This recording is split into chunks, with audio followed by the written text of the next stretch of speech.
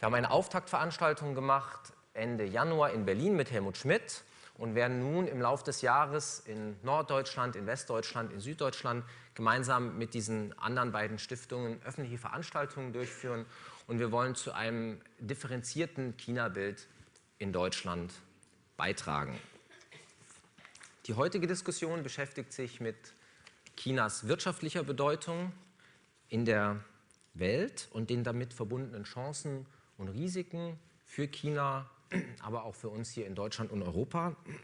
Wenn Sie die letzten Jahre verfolgt haben, in Zeitungen, in den Medien, jagt ja ein Superlativ den anderen beim Thema China. China hat Japan überholt, ist jetzt die zweitgrößte Volkswirtschaft der Welt. Auf absehbare Zeit wird China die größte Volkswirtschaft der Welt sein. China sitzt heute auf den größten Devisenreserven der Welt. Und es hat Deutschland überholt als Exportweltmeister. Diese Zeiten sind für Deutschland sicherlich vorbei. Dieses immense Wirtschaftswachstum, was China in den vergangenen Jahren vorgelegt hat, hat dazu geführt, dass in China Millionen von Chinesen aus der Armut befreit worden sind. Aber es gibt eben auch Schattenseiten, hohe Kosten dieses immensen Wirtschaftswachstums. Denken wir zum Beispiel an ein zunehmendes Stadt-Land-Gefälle, zunehmende soziale Ungleichheit, Korruption, Inflationsrisiken, um nur einige zu nennen, und ganz besonders natürlich auch das Thema Umweltschutz. Also die Frage ist, kann das Wachstum in diesen Wachstumsraten von 9% oder 8% auf Dauer weitergehen oder gibt es Grenzen, die auch in China irgendwann wirksam werden? Gerade letzte Woche hat der chinesische Premierminister auf dem Nationalen Volkskongress die Wachstumsprojektion für das nächste Jahr auf nur noch 7,5% verringert. Von solchen Zahlen können wir in Deutschland nur träumen.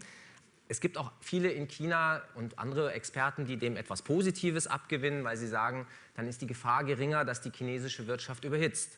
Aber es gibt auch viele, die sagen, das ist gefährlich, wenn die Wachstumsraten zu stark sinken, werden soziale Unruhen in China weiter zunehmen und es wird für die Kommunistische Partei zunehmend schwieriger, dieses Wachstums- und Wohlstandsversprechen an die chinesische Bevölkerung weiterhin einzulösen. Und die Frage ist das jetzt dann gut oder ist das nun schlecht für Deutschland? Darüber wollen wir heute diskutieren. Welche Faktoren beeinflussen Chinas zukünftige Entwicklung? Welche Herausforderungen wird sich China stellen müssen?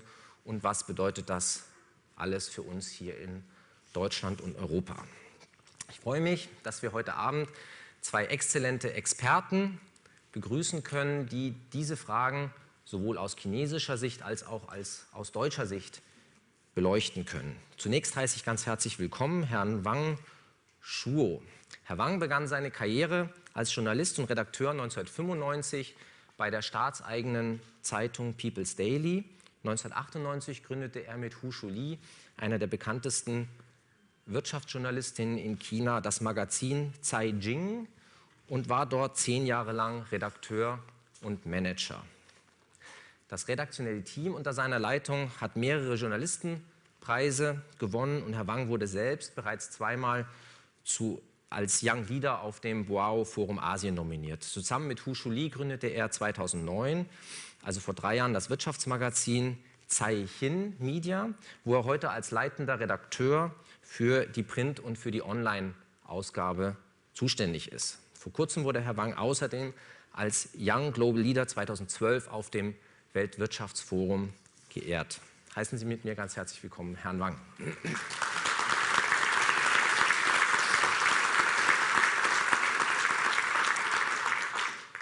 Ein ganz herzliches Willkommen geht auch an Herrn Jörg Wuttke. Herr Wuttke lebt und arbeitet seit über 20 Jahren in China und ich glaube, man kann ihn mit Fug und Recht als Old China Hand bezeichnen, wie man das im Englischen so sagt. Herr Wuttke studierte in Mannheim Betriebswirtschaft und Wirtschaftswissenschaften und in Shanghai und in Taipei Chinesisch. 1988 ging er für die Firma ABB das erste Mal für 2 Jahre nach China, kehrte 1995 als Generalbevollmächtigter für ABB zurück. 2 Jahre später wechselte er zu BASF China und ist dort heute Geschäftsführer und Generalbevollmächtigter. Er war 1999 außerdem eines der Gründungsmitglieder der Deutschen Handelskammer in China, war dort von 2004 bis 2011 Aufsichtsratsvorsitzender und von 2007 bis 2010 zusätzlich Präsident der Europäischen Handelskammer in China. 2008 veröffentlichte er ein Buch, My 30 Years in China. Herzlich willkommen, Herr Wuttke.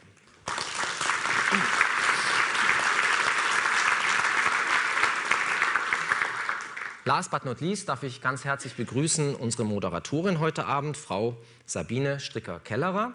Frau Stricker-Kellerer ist Senior China Counsel bei der Kanzlei Freshfields Bruckhaus-Deringer und berät europäische Unternehmen bei ihren Geschäftsaktivitäten in China. 1985 hat sie die erste Präsenz einer kontinentaleuropäischen Kanzlei in China gegründet.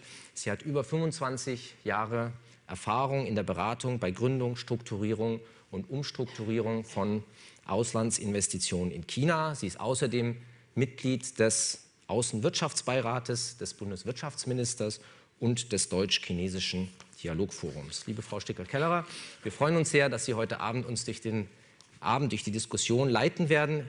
Ein herzliches Willkommen.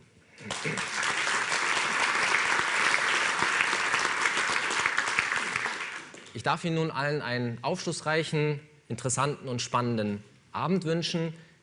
Der kurze Hinweis, die Diskussion wird auf Englisch stattfinden. Wenn Sie also des Englischen nicht so mächtig sind, dann sollten Sie die Kopfhörer nutzen, die Ihnen, glaube ich, am Eingang hoffentlich ausgehändigt worden sind. Damit darf ich unsere drei Panelisten auf die Bühne bitten. Dankeschön.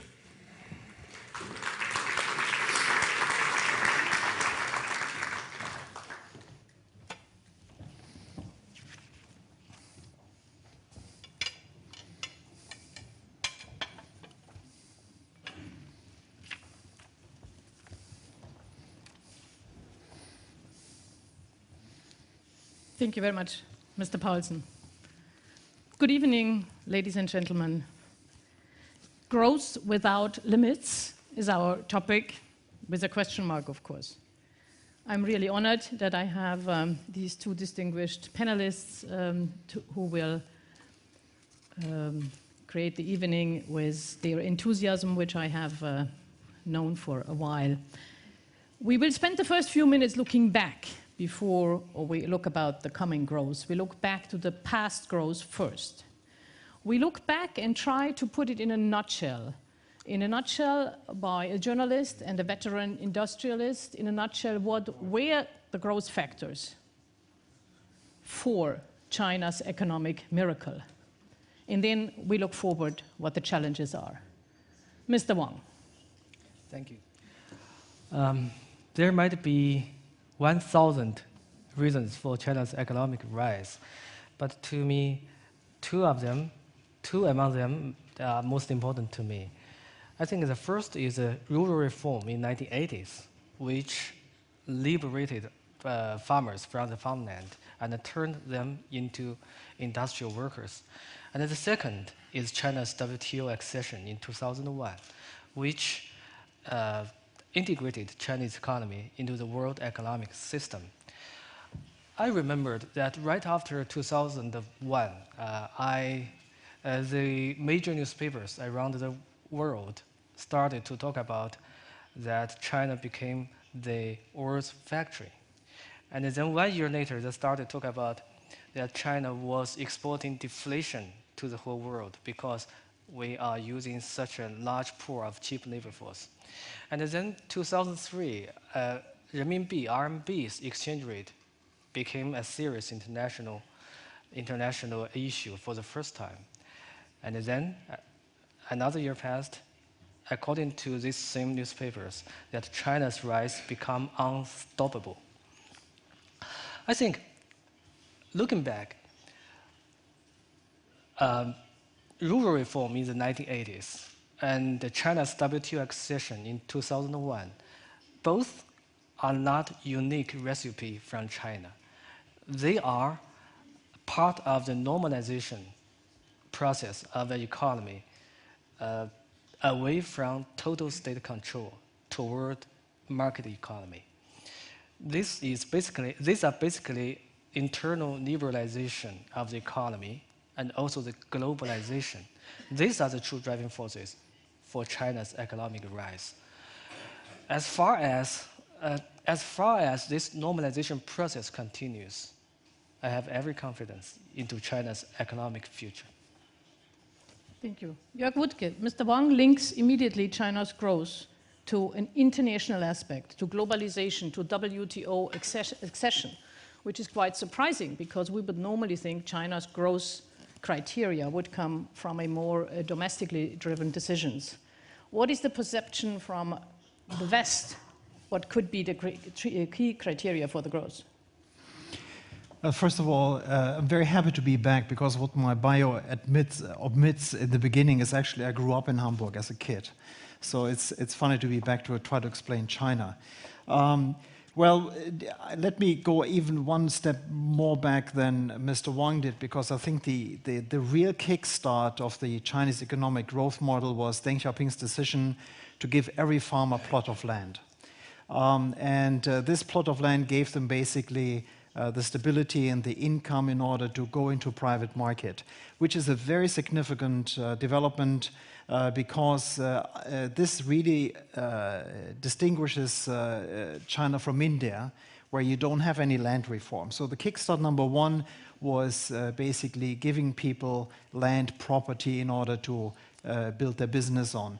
I think the second step is and this growth dimension is actually the Chinese entrepreneurial DNA. I mean, people who have been living in Asia have seen the success of Singapore, of Taiwan, of Hong Kong, of the overseas Chinese. There is just an entrepreneur, an Unternehmer as we call it, in each and every Chinese. Now the trick of Deng Xiaoping was to unleash this, to let this happen, because what we have seen before under the same Communist Party is that this entrepreneurial spirit was basically suppressed. So here we go. Deng Xiaoping in '92 says, getting rich is glorious, and China never looked back, and ever since then, basically 20 years, we had 10% growth every year on average.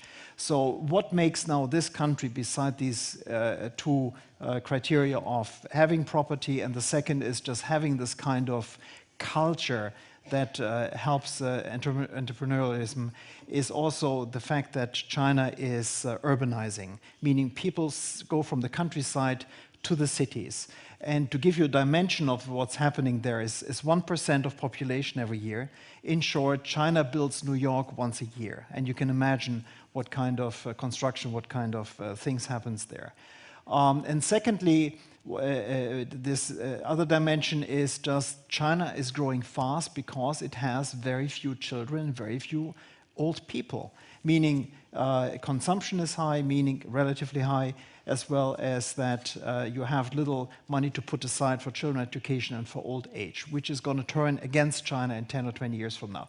So at this stage, I would agree with Mr. Wang that the growth dynamics for the next 10 years, based on urbanization, based on this entrepreneurial DNA, and based on this kind of demographic sweet spot, meaning few young, few old, is actually the one that really drives this nation to this kind of incredible growth that we have seen and possibly can imagine to a lower extent in the next years.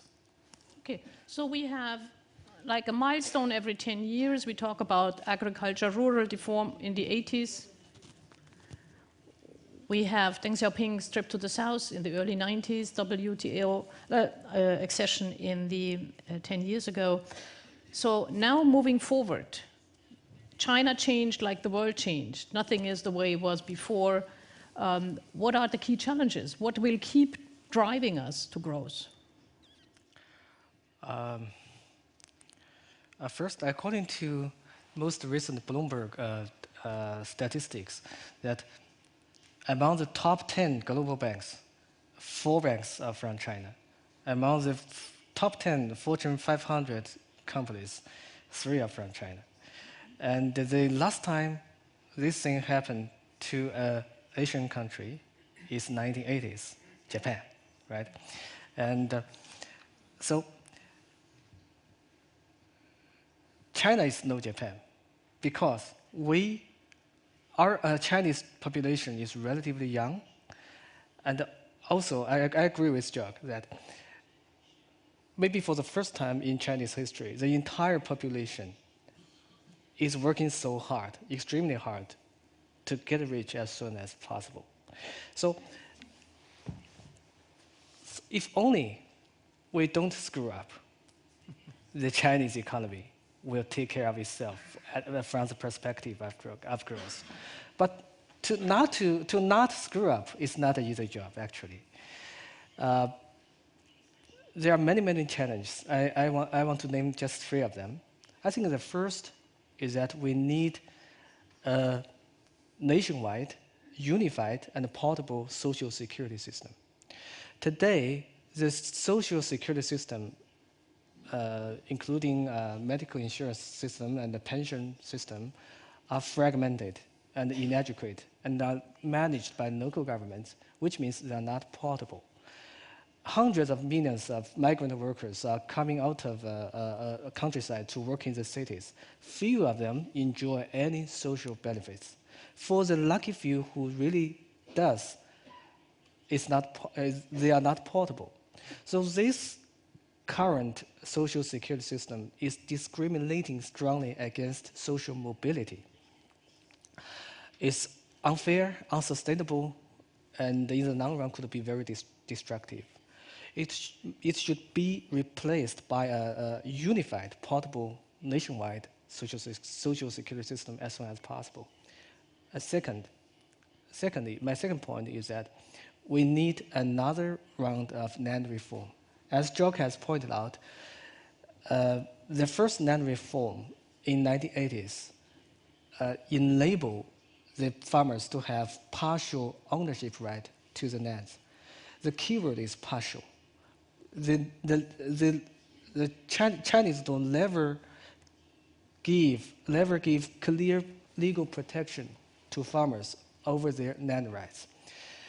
The ambiguity in label, and also the current law stipulated that any farmland, if converted to non-farming use, must be nationalized first, usually by local government at very low prices.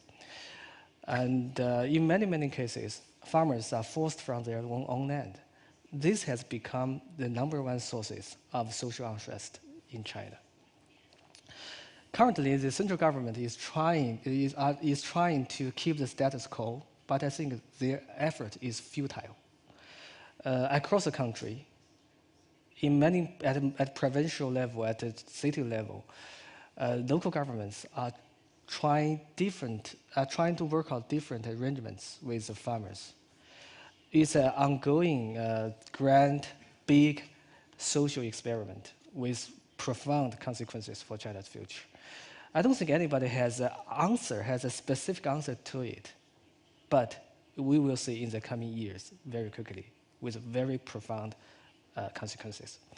And third, we need to get rid of the last price control by the state. The states still control the price of key resources, including the energy prices and the prices of capital. It sends distorted signal through the economy. It enables bad. Thank you, Mr. Wang. You might be a bit surprised about Mr. Wang's answer.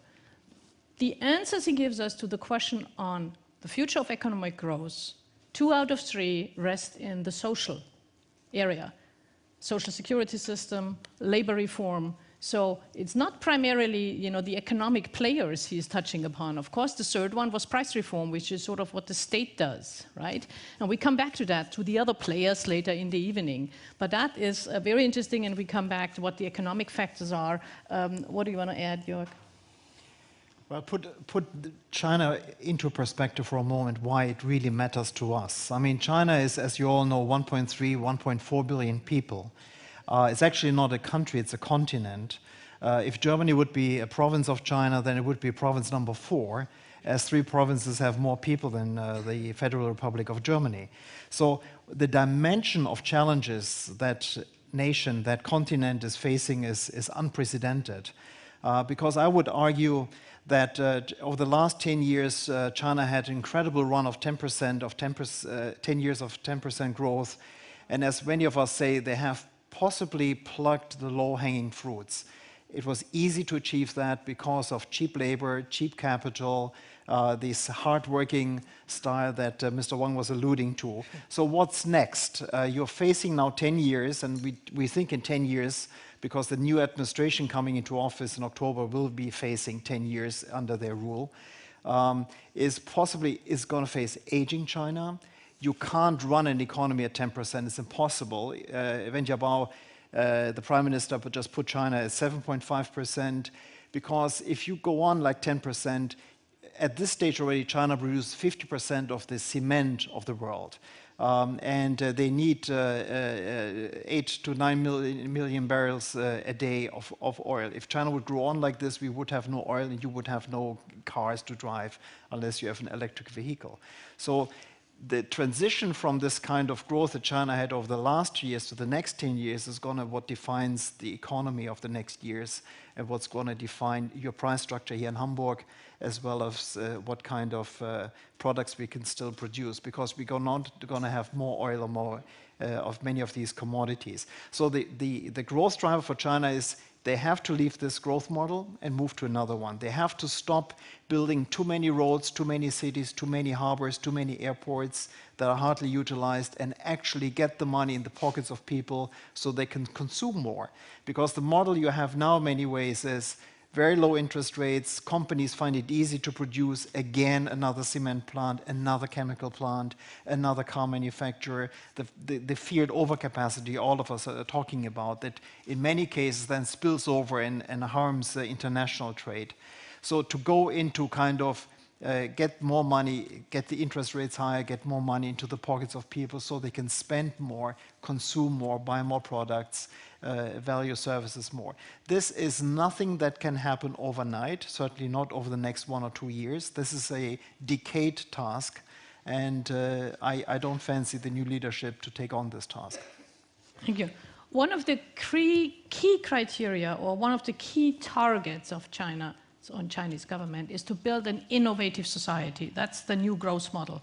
Move away from the Werkbank der Welt, from the engine for manufacturing, moving into a higher level, like we all aspire to, into an innovative society. So the next round of question to both of you is, what does it take to become an innovative society? What is needed in China? Is there any change needed on the level of the companies, of the government, of the rules, of the state, of the law? What do you think? How do we become an innovative society?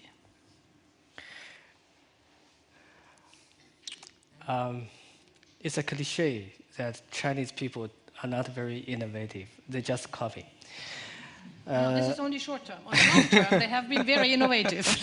Yeah, that's my point. We have to go back to the long term. That's my point, actually. I think Chinese people are very innovative, no more but no less than other nations. I can give you an example. It's a weird example. I think everybody heard the name of Jeremy Lin, the new basketball star at NBA. It's rising star. Yeah, the rising Chinese star in American basketball, yeah. Jeremy Lin. That's right. He was nobody. He was a star this year, but he was a nobody last year. But even he was a nobody, some businesswoman in China saw him play basketball on TV, and then she registered a trademark using Jeremy Lin's name in China. It's not because that this businesswoman is particularly farsighted. She couldn't expect Jeremy Lin to be a star today. It's just because she didn't want to leave anything to chance. In China's sportswear industry, there is a systematic effort to register any famous sport person around the world, to register their name as trademark in China. And it's exhaustive. It's so exhaustive that most recently, Michael Jordan, the famous Michael Jordan, sued a Chinese company, sued a company in China. Guess guess the name of this company? Jordan Sports. And Jordan claimed he didn't care about money, he just wants his name back. as well as the name of two of his sons, because these Jordan sports also register the name of two of Mr. Jordan's sons as trademark in China. In defense of its so-called own IPRs. It's weird, it's demonic, but it's also innovative, right? It's extremely innovative at copying, you can even call stealing something, right? And sorry. Translation. But the point is, this is where the easy money made in China. That's why Chinese business community are so good at doing this kind of business practices. And at the end of the day, it's because the rule of law in China does not protect innovative action. Innovation doesn't pay out. That's why Chinese business is so innovative at copying today. China has joined all major international IPR treaties. But the problem is that to make that functional, we need an independent, professional, and efficient legal system to work. Sadly, we lack that. So your comment focuses on the individual and the individual company, saying that innovation might not yet pay off. It might not be the environment for the individual. How about the state-sponsored innovation? Is there another level of innovation where you say the state encourages innovation more at the state-owned level rather than an individual level? There is a phrase in China called Indigenous Innovation. I think that's self-contradictory because innovation doesn't recognize border, right? Innovation comes from anywhere. Indigenous innovation means that government put huge subsidies to promote national champions to do so-called innovation. I can give you an example. Most recently, there is a wind power equipment company get listed in last year in Shanghai market. It's called Sinovel. That company has only 5 years history, but at the first day of its being listed, its capitalization reached around 100 billion yuan, a very, very big capitalization. It enjoys all the benefits from this so-called state-sponsored innovation policies, a lot of subsidies, a lot of preferential treatments from all levels of governments. But then, suddenly, the government policy shifts. Wind power is no longer the favorable new energy sector of Chinese government. Other new energy sector replace its place. And suddenly, this company loses half of its capitalization. And all the new investors has lost their shares. So if you rely on the state-sponsored, so-called state-sponsored innovation, it's become too unpredictable because government's behavior is unpredictable.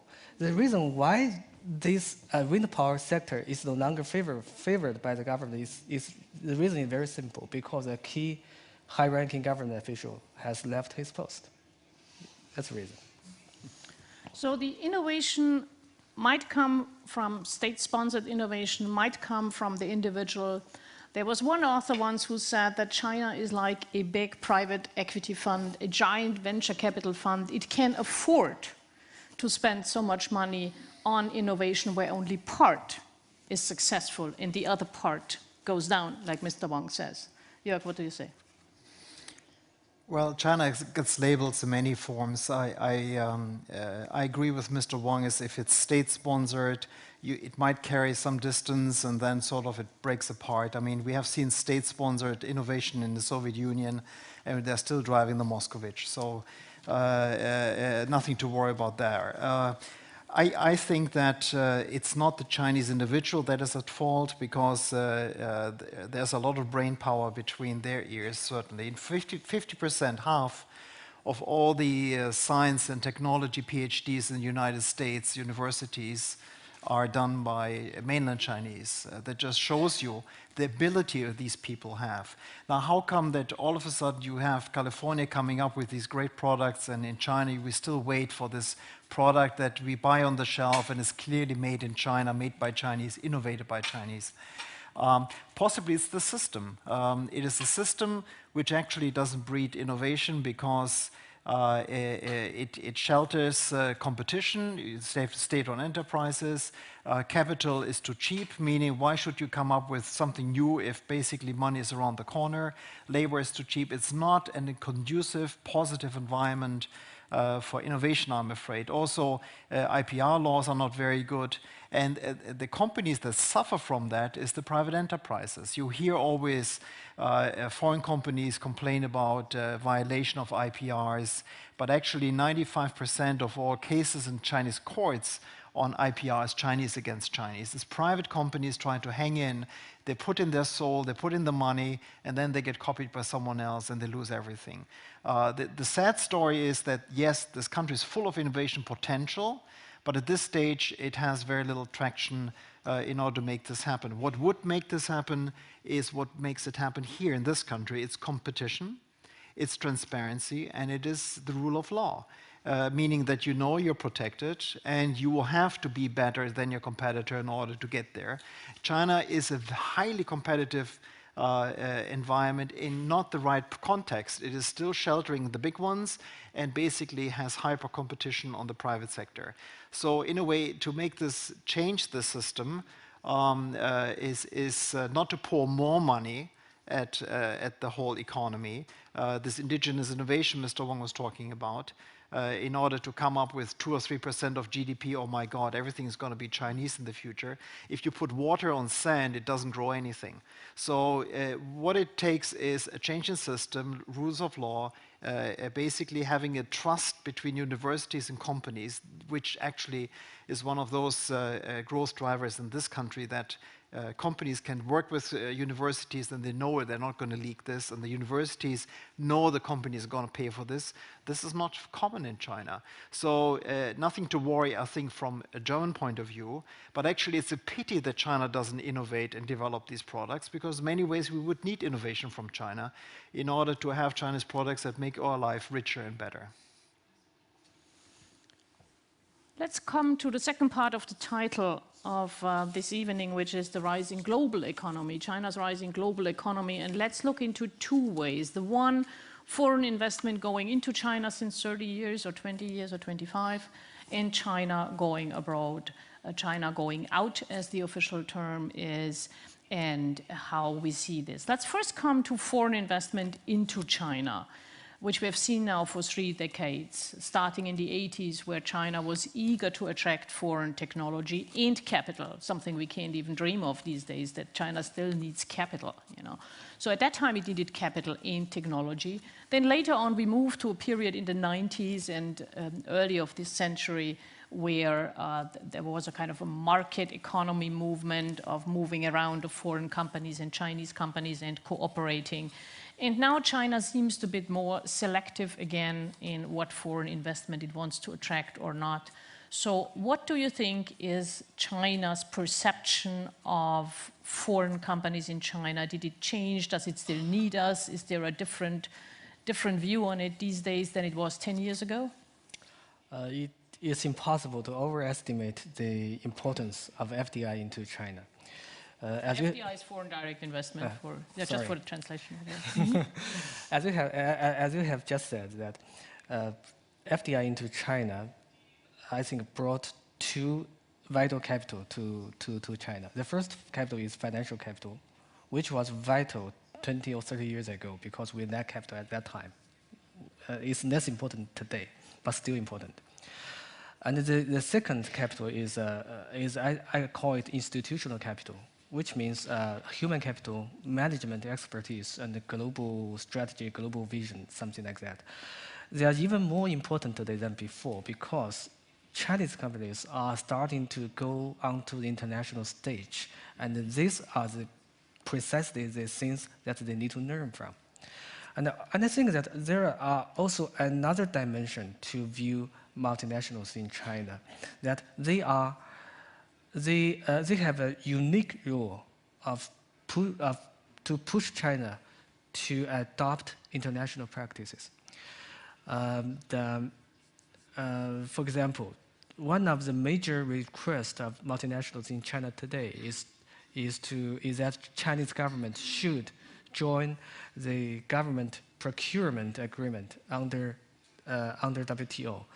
If that really happened, that not only will benefit the multinationals tremendously, but also will benefit all other market players except those very, very privileged ones. So the Government Procurement Act, for those of you who are not in the business, is the international agreement on how companies shall be treated when they bid for public projects. And since this is such a huge business in China, public projects, that it's a scale completely different from public procurement in our country. So the fact that foreign companies cannot participate has been a long issue here. Multinationals used to enjoy, I think, in the first 20 years of China's opening up, I think multinationals in China enjoys supranational treatment. Their treatment, they received treatment better than local companies in China. Today, things has greatly changed. I think Jörg know it very clearly. I think today, generally speaking, that multinationals in China is more regarded as competitors other than capital providers, which as its old rules. As competitors, multinationals today, I think, among all kinds of companies in China, state-owned enterprises, privately owned enterprises, foreign companies, these three companies, I think multinational foreign companies enjoy less protections from the government. I'll give you an example. If a strike broke out, if the worker go on striking at a SOE, state-owned enterprise, it is usually being harshly treated. But if workers go on striking at a foreign company in Guangdong, in Zhejiang, usually it get relatively good treatment, and usually it will reach compromise with company owners, which will benefit, which will meet a lot of workers' demands. But these kind of things not necessarily happen to workers in state-owned enterprises or even privately owned enterprises. So we moved away from supranational treatment for foreign enterprises. We moved into equal treatment with Chinese enterprises. Question mark? Not really. No, I think that I agree with Mr. Wang. At the beginning, the door was wide open.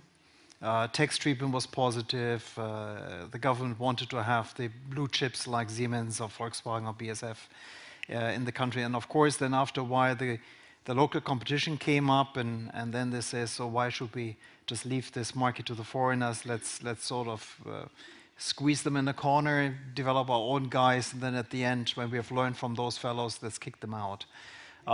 We're not there yet, but we fear it sometimes because, I mean, the Government Procurement Act, for example, which is, as Mr. Stricker-Kellerer said, in a magnitude of 90 billion euro, this is 3 times the GDP of Bulgaria we are talking about, is now basically targeted only for Chinese companies.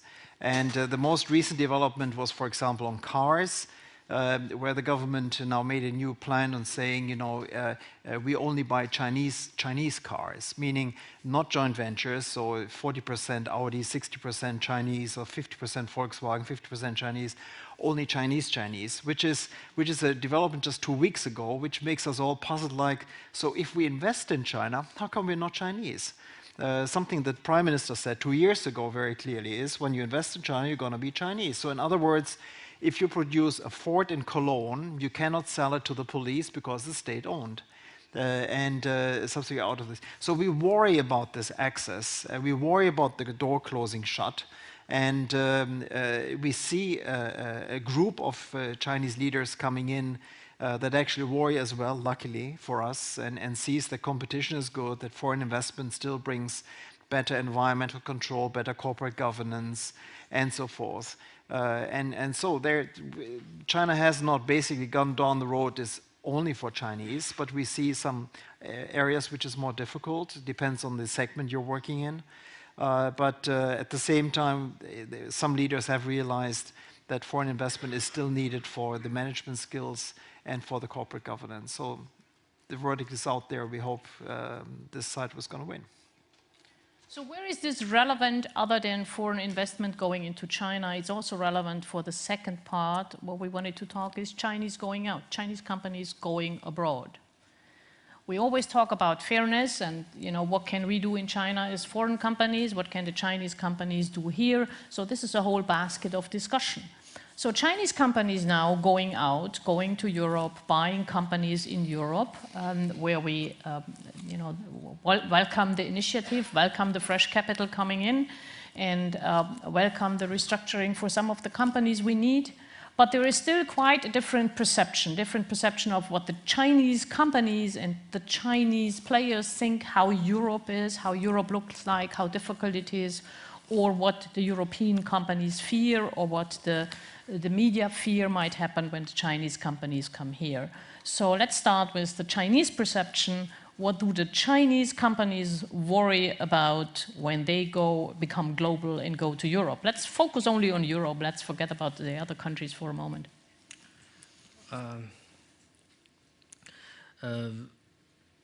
We Chinese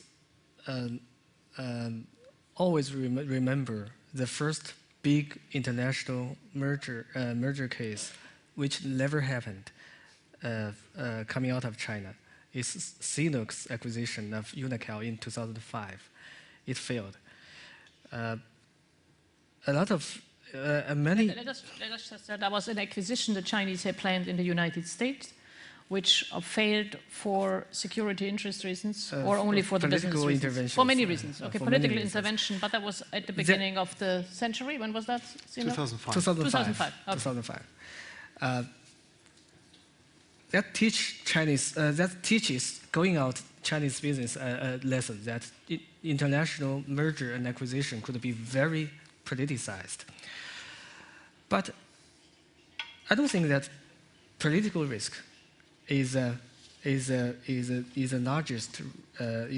single most important risk for Chinese companies going international. I think the largest risk coming from the Chinese company itself is naive belief that it can simply copy its working model inside China to other markets. For example, some company. Most Chinese business leaders believe that in China, inside China, if you can secure government's goodwill, then everything else will follow. But this thing simply don't happen in Europe, right? You secure government approval, you have to appease to every other stakeholders individually. And also some business, and also if a Chinese CEO think that he can copy his low-cost production model to Europe, to acquire a company, to acquire a factory, and then lay off the workers and replace them with low-cost laborers. Think again, think hard. It won't happen. And And there is also another dimension of Chinese companies' strategy going international. That is, we read a cover story about this kind. Follow this dimension. It's about international brokers coming out of China. They are for. I'm sorry, I have to rephrase this. Sorry. There are another dimension of this Chinese company going out, that all of the international investment from Chinese companies need government approval, whatever it is. To go out, it needs approval from NDRC, the Central Planning Committee of Chinese government. This means that the government decision could distort the business decision. First, the government could veto the application. Second, increasingly, more and more the case that more than one Chinese companies competing the same target overseas. I remember several months ago, 2 Chinese companies competing for Germany, a heavy work company here, and all of them should need a government approval, and the government usually choose one over the other competitors for whatever reason the government lacks. It make business decision instead of in the place of the business itself. And also, in some cases, governments give too good incentives to the companies going international, too good to refuse. And so these companies may go out only because of these incentives. These are all potential pitfalls. So going global starts at home. Yes, that is your message. Going global starts at home, both from the regulatory environment. And distortion also comes And distortion can start at home. Yes. Do you think there is a different weight whether I'm a private company or a state-owned company? Private company, all state-owned companies, all need government approval to go outside. Otherwise, they can't get currency, they can't get any help. It's impossible to happen. What are the key obstacles to Chinese growth abroad? Well, let me phrase this. First of all, investment abroad is a good thing. Investment of Chinese companies in Germany is a good thing. Brings money, brings jobs, and in many cases, you have seen some Chinese buying, especially Southwest German companies that link them up to the Chinese market, especially as German SMEs where the owner doesn't have the ability to carry on, and then they took over. Actually, there are quite some good case studies. So overall, so far, the experience with Chinese investors in Germany has been rather on the positive side in most cases. What is the problem is, of course, twofold. First of all, the Chinese are going to come big time. If most of you, I can see, are old enough to remember the 80s, the Japanese are coming. And worry, and especially in America, by the Rockefeller Center, they're going to buy our last shirt, and we're all going to go down. Didn't happen. Now the Chinese are around the corner. The renminbi is going to appreciate. The Chinese companies get bigger. They ask for technology. They ask for markets. Europe happens to be the biggest market in the world, so of course we're target number one. And so yes, they're going to come, but they're ill prepared. They have approval, maybe. They have the cash, definitely. There's no shortage of cash in China these days, but they have no management skills in many ways. So to go abroad, to go from a province of Henan, which, by the way, has 100 million people, and to move your company into Hamburg, which obviously you don't regard as a low-cost base, you need a lot of skills in language, culture. You need very expensive advisors, as Madame Stricker, of course, and you need a lot of people that educate you on the labor laws, environmental laws. I know you're not that expensive, but so you have to sort of link up with the market. But there is very few companies that can actually manage. So at this stage, Hamburg has 300, 400 Chinese companies, mostly in traders. and in many ways very successful, but not real investment as maybe that's the next wave. But again, the problem we have is that the Chinese CEOs think about, oh, let's just move there, and then have massive failures. We had big-time failures of Chinese investment in France. TCL bought Alcatel, went down. TCL bought Thomson, terrible. And now they basically have learned from this and says, watch out, these guys have trade unions that bite, that actually talk back. Something they could have learned by consultants already. But it is the biggest problem I see is the political dimension. The Chinese are coming, let's close our doors, which would be terrible.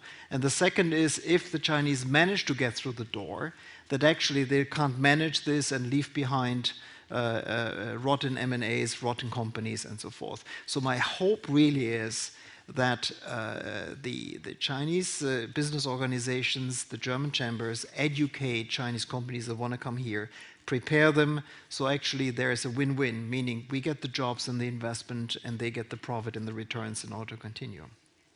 So it's basically, getting out of the vicious cycle.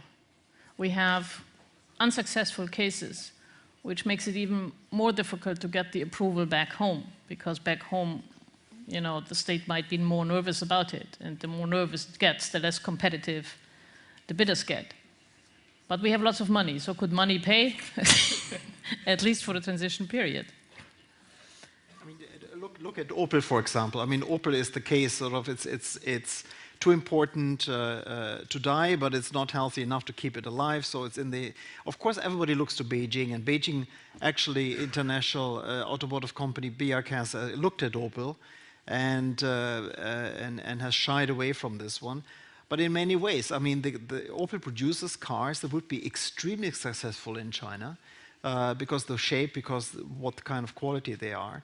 So in many ways, it would be great to have them linked up and put up money in Rüsselsheim and link them up. But it's not happening yet because they are afraid to put the money in there because, first of all, it belongs to General Motors, and secondly, of the trade unions and all of these things a bit. But in many ways, as you can see in Volvo was a bankrupt Swedish company. They took it over from Ford and have pretty much installed a German president for Volvo, Mr. Jacobi, and has basically managed to actually turn this company around and make this, link it up to sell now from virtually 3,000 cars to China. Now the target is 300,000 cars.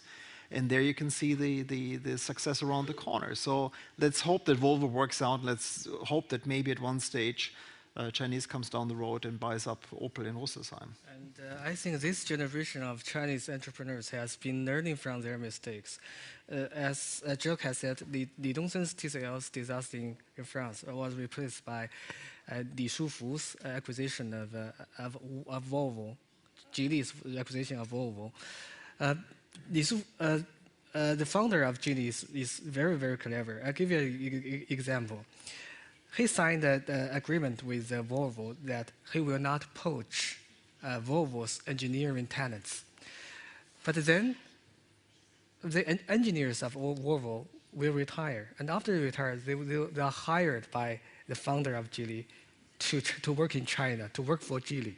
So in this way, they integrate the operation smoothly and improve Geely's own production line tremendously.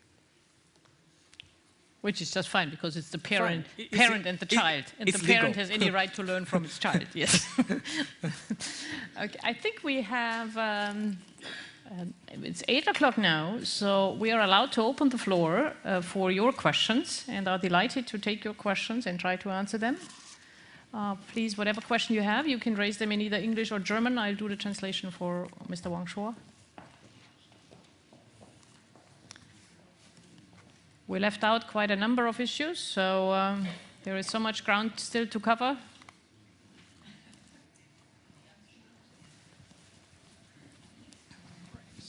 I heard some time ago, or I read in a paper, that the Chinese government is getting short of money. because they spend so much, gave a lot of money to the companies and spend a lot of money on, like you said before, on streets and ports and cities. And do you know anything about that? I think this newspaper is talking about the debt of the local governments, and I think that's true. At local levels, the governments don't have enough fiscal tax revenue resources, but they need to deal with they need to build the local infrastructure. That's why they rely heavily on banking loans and other revenue resources. But for the central government, it's totally different story. In the past 10 years, the tax revenue of the central government has been growing at around 30% for each year. It's at least two times of the GDP growth, maybe 3 times. So this central government is fiscally speaking, is the strongest central government ever in China, maybe around the world, I don't know. But it doesn't lack money. Yeah, maybe let me just step in there. China at this stage has a very, very bad fiscal system. 30%, 40% of the income of a province or a city comes from the central government. And that actually distorts the whole thing. So in short, basically every province looks a little bit like Greece. But don't worry, you know, they have this superpower, Beijing, that sort of distributes the money. But actually, if you would permit these provinces to raise the money by bonds, to keep these taxes they're actually generating in the province, virtually all provinces, I would say, are probably rather profitable. The fiscal system is a huge problem in China. Question far at the back. Hello, good evening. I have a question for Mr. Wang. So I'm very interested in the first topic about the society and innovative. So I think the future of China is really based on the development and the development of the social dignity, the fairness and so on. So there is a question to Mr. Wang. You say, first of all, are you meaning the innovative? Oh, this microphone is really crazy. Fine. I cannot even hear my own voice. No, we can hear you. We can hear you well. Keep Go on ahead. talking. Okay. So I think there is one thing to clarify. What is innovative and creative? So what you are saying maybe is more like, let's say, the creativity is based on the freedom of the society. Because I'm a Chinese, I'm original from Shanghai.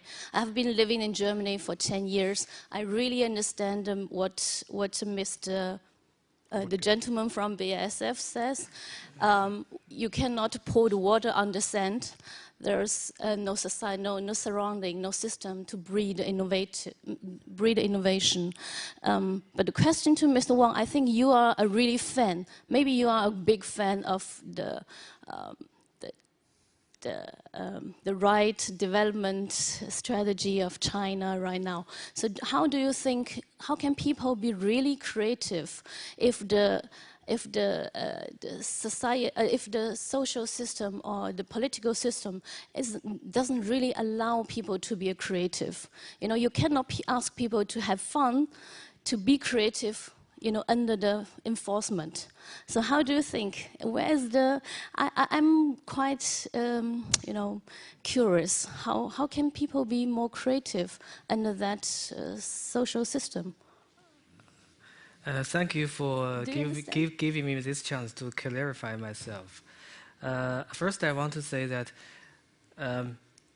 a good system should discourage the behavior I just mentioned, the Jordan sports in China. That kind of behavior should be discouraged by a properly functional legal system. And second, to make things better, to make Chinese business people or ordinary Chinese people to be more creative, doesn't need total reshuffle of the whole system. I think that gradual change, marginal change, will mean that. To promote creativity in China, there's need only one thing, that is rule of law, to protect IPR, to help those creative people to make money. Making money really counts, is what really counts in China today. And if you can make easy money by copying, you will never be creative. You will never want to be creative. You will never want to be another Steve Jobs. You will simply create another Jordan Sports across the country. So, rule of law, first of all, rule of law, and a functional legal system is a key to innovation in China. Thank you. Thank you very much. I have two questions. Gentleman near the window and then the gentleman in front of him. No, the other way. Okay. Dankeschön. Ich habe eine Frage einmal zur gesellschaftlichen Veränderung. Ich bin 1959 mit dem Schiff das erste Mal in China gewesen. Und da hatte ich den Eindruck, dass ein recht harmonisches Arbeitsverhältnis in China herrschte. Aber ich habe gehört, dass so in den letzten Jahren die Streiks Anzahl auf 30.000 pro Jahr angestiegen ist. Und da frage ich mich, ob es tatsächlich ausreichend ist, dass man nur in ausländischen Firmen stärker auf gewerkschaftliche Rechte vielleicht achtet und bei staatlichen Unternehmen nicht mehr, muss nicht noch mehr tun. Gerade wenn man daran erinnert, dass in China 200 Millionen Wanderarbeiter wohl immer noch vorhanden sind. Und muss man da nicht irgendwie mit den Arbeitsrechten irgendwie stärker darauf eingehen? Okay, let me try to translate for Mr. Wang. The gentleman has been in China on a ship in 1959, and at that time his uncle was a very peaceful social environment, and he was wondering whether we have a rather litigious society now, that we have so many disputes, and I think he mostly referred to labor unrest, if I'm not mistaken, and whether we need more protection for the migrant workers and the social tensions arising there. Did I get it right, Jörg? More or less, yes. Okay, cool. Correct me, please. No, maybe I can. Well, 59 is a long time ago. It's actually sort of. You were hardly I'm born, sorry right? to say it's my age, but so my head's off that you went to China at that time. Very unusual. I think that what you're pointing is the big problem this society is facing, that so far cheap labor and the kind of willingness of 18 to 35-year-old women to work in sweatshops, willingness of 18 to 35-year-old young men to be exploited on construction site is coming luckily to an end. And the riots and the kind of issues that you raised actually is a good sign that people dare to speak up, and actually people feel that labor laws are coming up. The laws sometimes in China are wonderful. The legal system actually has on paper a lot of rights. And now some of these people take these rights, but there's a lot of pushback from party, from owners, and so forth. But the problem is also in China is even if the laws are wonderful, there are not enough judges, there are not enough lawyers, there are not enough courts to look after this. They are swamped in cases. And there is no tradition of fairness, you know. So in a way, that's going to take a long time. But I think the good news is that actually in the top leadership, and especially in Guangdong province, where they have possibly an incoming top politician who is now running the southern province of Guangdong, again, 80 million people, Mr. Wang, who actually, when there was a riot in the city of Wukang, was not just cracking down, sending in the police and shutting it down and so forth. Actually, he was encouraging communication and engagement and so forth. But again, this is one province and one guy trying to do it differently. So let's hope that this is going to go nationwide. This system there has not experience of that sort of engagement, participation, trade unions and the like, and it's going to take a while. But at least the good news is some realize this. Migrant workers is something that is actually coming to an end.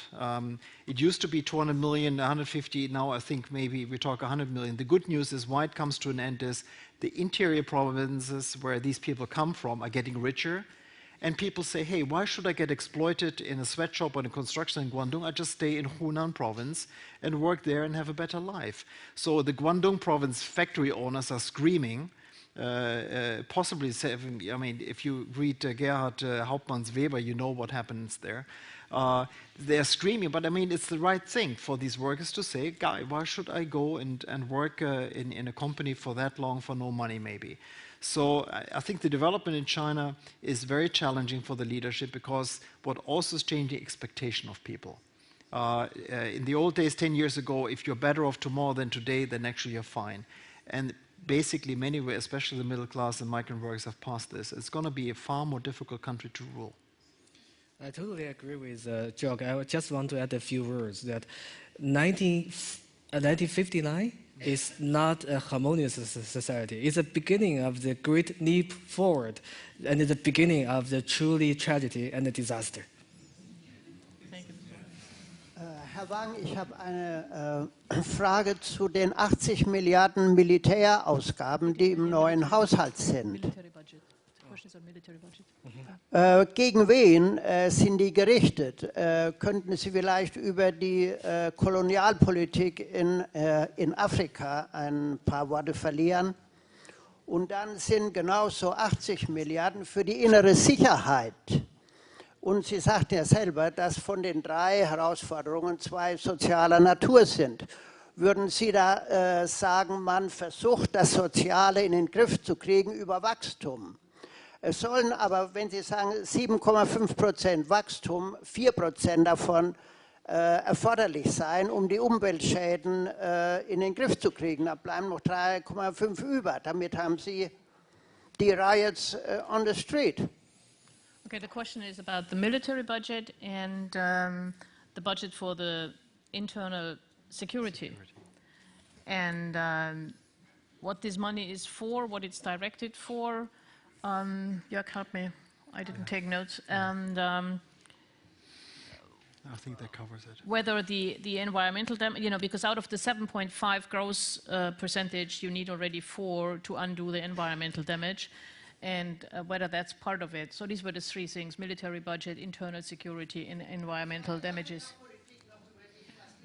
And the African colonial politics. Who wants to take a hit first? Well, let me start. Let's do a global economy. Let's do more Africa then. Right. Let me start with Africa. First of all, yes, 80 billion sounds like a lot, but if you have basically a country of a continent size and you virtually have 16 or 17 neighbor countries, some of them are quite volatile, like Afghanistan, China neighbors on Afghanistan, and Pakistan and so forth. Actually, the figure is not that high anymore. It is worrisome for the neighboring countries because the leaps are big. It's 16%, 17%, 18%. And China has, unfortunately, over the last 2 years, projected itself a more aggressive stance in its verbal, in its attire. They have realized that, but fact is that the money is spent on an army which in many ways is still rather technology backward. And if you consider that the United States of America, that has 2 neighbors that are very friendly, spends basically 3 times that money on its army, that puts it a bit into perspective. On the interior security, that is a major point, and you wonder why a country of that size needs as much on the interior security as it needs on the outside security. That's a long discussion point. Apparently, the leadership feels worried and subsequently spends the money on prevention, whatever it is. On the Africa policy, I think there is no Africa policy. It's just a lot of Chinese companies going out in order to buy commodities like gas, oil, iron ore, timber, and so forth in Africa. And so it looks like from the outside like there's a combined Chinese policy. You all go to Sudan, you all go to Africa, and we're going to follow you up. From my experience, and I work in the oil sector, it's exactly the other way around. These guys go out, buy oil fields and gas fields and whatnot, and the government sort of the flag follows behind it, which cause a lot of resentments and problems. But at the same time, with all the challenges that sometimes Chinese companies have in executing projects in some African countries, such as Zambia, at the same time, if the Chinese that have already now a demand structure of 8 to 9 million barrels a day of oil, if they don't start drilling in so-called difficult countries where our companies don't go, what are they going to do? They're not going to find more oil, so they're going to buy it on the world market more. So if China doesn't invest in commodities, and they should invest, to our calculation, $200 to $300 billion a year in order to find oil and gas, it's going to go on the same market. Competition is going to be tougher, and the prices for us on gas and oil is going to be sky high. So in many ways, we can encourage the Chinese to go out more and find more oil and gas on their own in order to not put the pressure on us having the same gas or oil supplies. But at the same time, also, the way they do it is, of course, a challenge. So I understand where you come from. There has been challenges, but again, that's sometimes more based on inexperience than anything else. I want to add a few words that I think the quarterly policy is exaggeration, because first, there's no quarterly policy whatsoever. Second, I think the Chinese companies advance in Africa is first is diversified. Second, its achievements has been hugely overestimated. According to my colleagues, journalists interview with the Chinese companies, their African business are full of frustration and the failed projects and the failed bids. Only in a few specific countries can they get some foothold. It's far from being a huge success of getting energy or resource supply at Africa. It's not a success story. It's a story full of frustration and failure so far. That's why I think back in China, people are starting to debate whether it's a good policy or it's a good policy or not. Would you agree to Jörg's comment that there is no policy, that basically the company is going out on their own initiative, or would you find the strategic plan behind that? I think every major, yes, I don't think that there is a unified policy from the top level. I don't think there is anything like that. For some national oil companies, of course, they want to get more oil or gas resources from Africa, and they try their best to persuade the government to support them. Of course, they want to keep a cheap credit, and more government subsidies. But for private-owned enterprises, they need to be very smart in their approach. Otherwise, they will be in big trouble. I give you an example of a smart approach by a Chinese company. It will never go into an African country blindly. It will always go behind a major company such as Sinopec.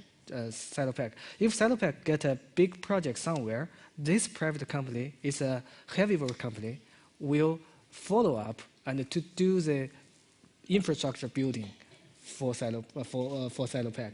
That only in this way can this company can gain a foothold in that country.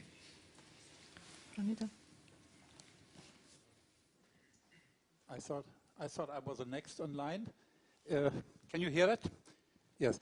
A short question. We saw in the last year that Chinese companies are trying to go more to high tech, to own developments.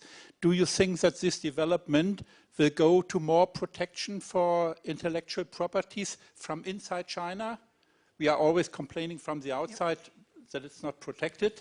Do you think there's any development from inside China to make pressure on the government to protect even the Chinese companies in this way? Your question is whether there is inside pressure upon Chinese government to protect IPR of Chinese companies, right? Right. I think most recently there is a legal fight between Apple Inc. and Taiwan company, but based in Shenzhen. This company from Taiwan, registered and based in Shenzhen, owns the trademark of iPad in China. It sued Apple Inc. for, I don't know how much. Somebody argued around 10 billion yuan. And this is a very complicated legal fight. At least in one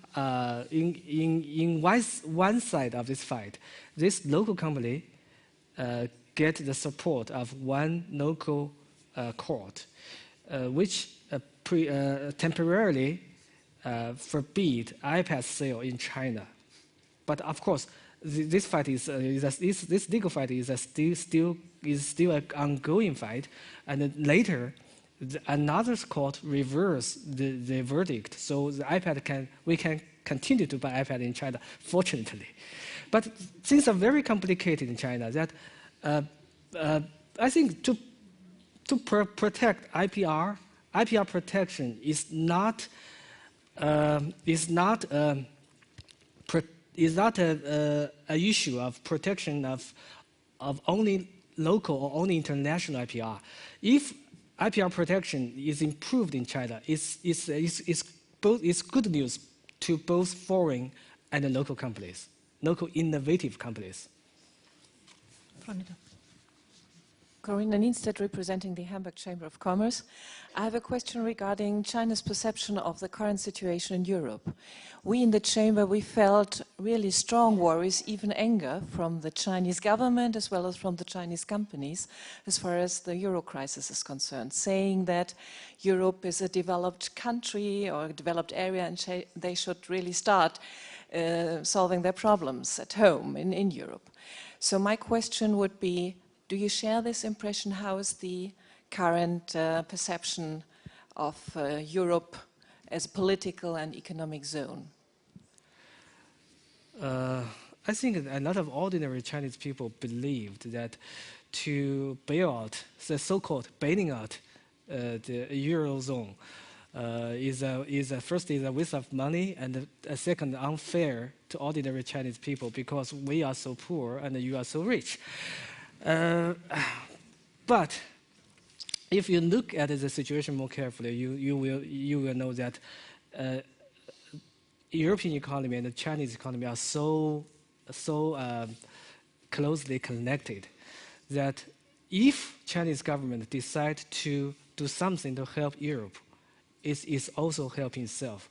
But so far, the top leaders of China has been saying that they want to help, but on the condition, first that the European countries find a solution among themselves first. I think it's a reasonable condition, right? and second, they want to do this through a multilateral organization like IMF, and I think that's also understandable. So I think the ball is on your side now. Let me say that sometimes my impression in China is that the Chinese government thinks exactly like my neighbors in my hometown in Heidelberg, meaning fix yourself first, and again, then show that your willingness in order to fix itself, and then we step in. And that's how also China looks at Europe. In a way, they look at Europe in a twofold setting. On the one hand, the northern countries, which they marvel about how they fix their economy and how well they're doing, especially a shining example is Germany. At the same time, they look at the southern countries, what we in derogatory terms call the Club Med. So Greek and Italy and Portugal sort of is the country where I think, my God, so is there any chance to fix them? And so the Chinese government says, first of all, rightfully, I think, we are a developing country. Yes, we have $3 trillion US foreign exchange reserves. But how should we fix a country that has 3 or 4 times the GDP per capita than China? So why should we spend the money on Madrid or Barcelona if actually we have areas which are very much lagging behind? But I think the Chinese government understands, as Mr. Wang says, that Europe is the biggest and most important market for them, with 500 million customers. So they have every interest in order to make Europe go strong. So I think they decided, we are not going to buy Greek bonds, we are not going to buy Italian bonds, we possibly put the money into German bonds, or if there's such a thing like Swedish bonds. But let's buy assets. Let's buy electricity grid in Portugal. Let's buy a port in Greece. Let's buy this in Italy. Let's buy that in another country. So let's have real assets that we can control, and meaning they have faith in this part of Europe.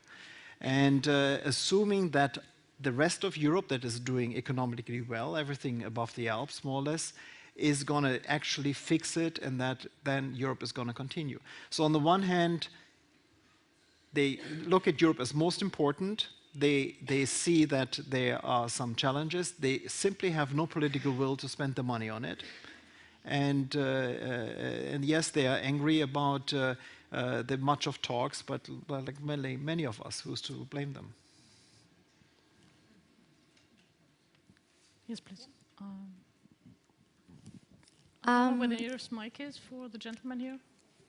Okay, you start first, and then these 2 remaining questions. We have only a few more minutes left. The lady here and the gentleman there. Yep.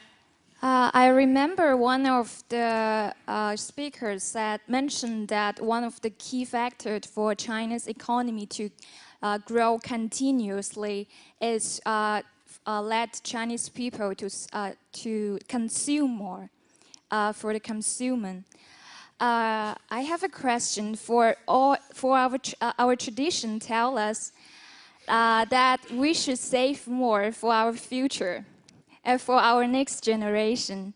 And given the fact that real estate is really, the price of real estate is still rocketing, how could we tell people we should spend more money and to consume more? How can we do that in the next decades? How can we encourage them? Thank you very much for the question. Jörg.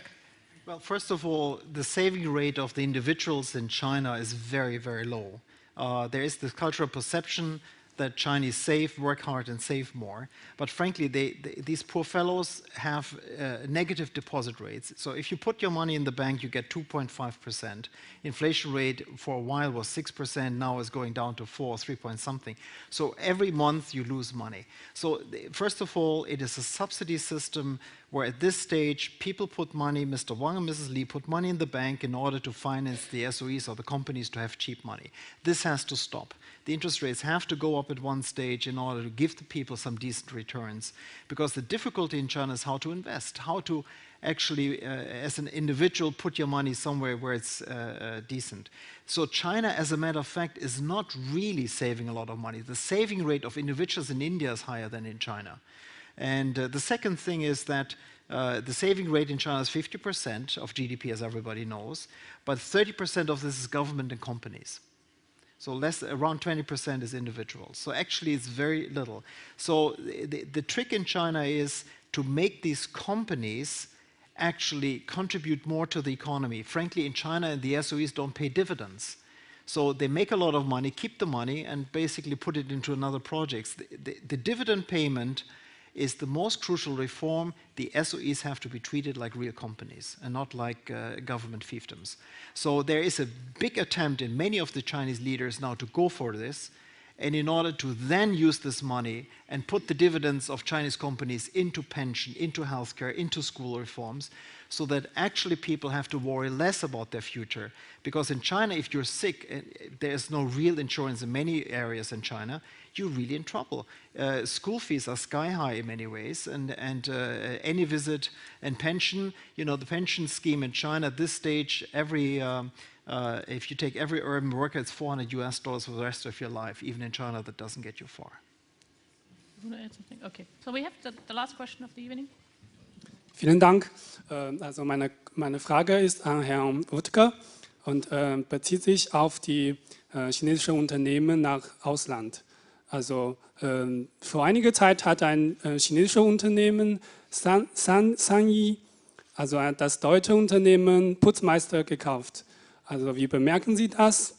Und wie wir wissen, BASF ist sehr erfolgreich in China. Und was für Vorschläge haben Sie für die chinesischen Unternehmen, die nach Außenland, also nach EU, Europa wollen? Also vielen Dank. Yeah, the Putzmeister deal is very interesting because actually, as far as I know, it's not concluded.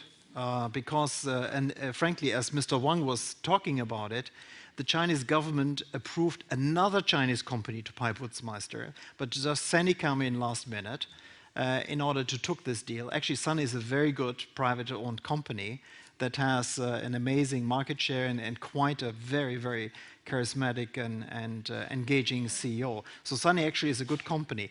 I think for Putzmeister it was a good deal in many ways, as construction is happening far more in China than in Germany. So if you link up the Putzmeister technology gains with the market in China, again, every year at one time New York is being built for beton machine and stuff like that. Sorry, but this is the right market. So Putzmeister actually has the technologies to serve an urbanization process in China, because except the Elbe-Gebäude next door, there's not that much construction going on here in this country. So realistically speaking, and I think even you guys will be finished at one stage. So in a way, I think it's a good thing that Sunny invested here. I hope this uncertainty about who really is going to buy Putzmeister is going to be solved. What recommendation I can give to Chinese companies, besides contracting very expensive lawyers, of course, is to actually really go into the pool of German-speaking Chinese, or into people that actually can communicate between these cultures, which is very vital. In order to make them understand how the German market ticks, how the German laws apply, how the German corporate governance works out.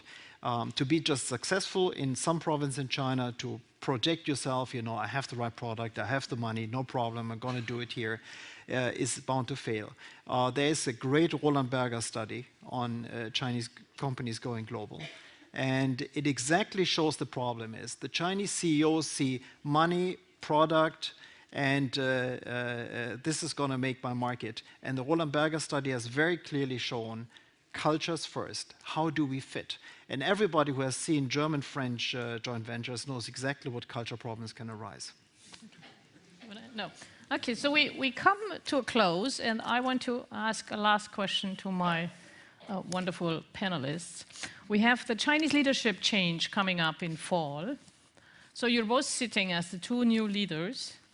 And concerning China's economy, you can only make two very first decisions. So you have two decisions to make, how to stimulate the growth and how to move things forward. What would be your priority decisions? Actually, I think I have already given the answer during my talks. First, so again, just to make the conclusion, give it again. First, rule of law. Second, if I have to choose from my three suggestions, this unified, nationwide, portable social security system. Rule of law and social security system. Your two jobs? If I would be in their shoes, I would quit same day, frankly. Given the enormity of the job. Well, frankly speaking, the recommendations are out there. Just last week, the World Bank published their study 2030. It was done with the State Council Development Research Center.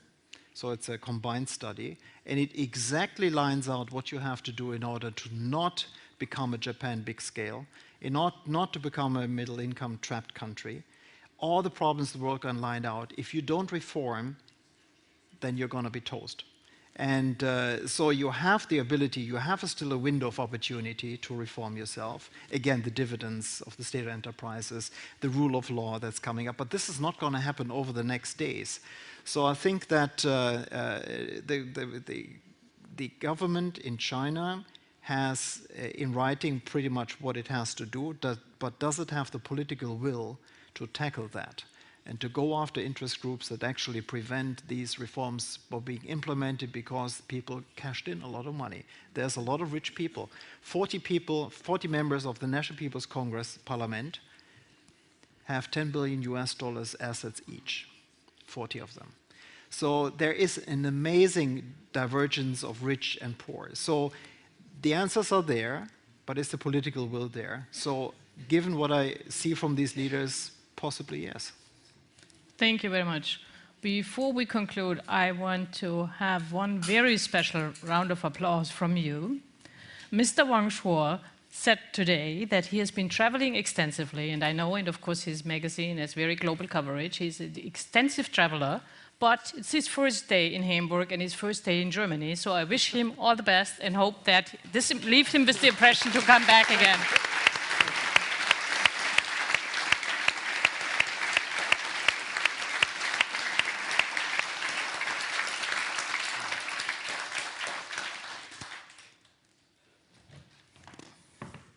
Ja, meine Damen und Herren, ich darf noch eine kurze Ankündigung machen.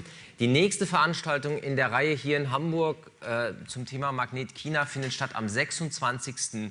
Juni. Wir werden uns dann beschäftigen mit der Außen- und Sicherheitspolitik Chinas. Der Titel der Veranstaltung heißt Hegemonie oder Harmonie Chinas internationale Ambitionen. Wenn Sie sich für die Reihe interessieren, für diese Dialogreihe Magnet China, können Sie mehr Informationen auch auf der Webseite finden, www.magnet-china.de.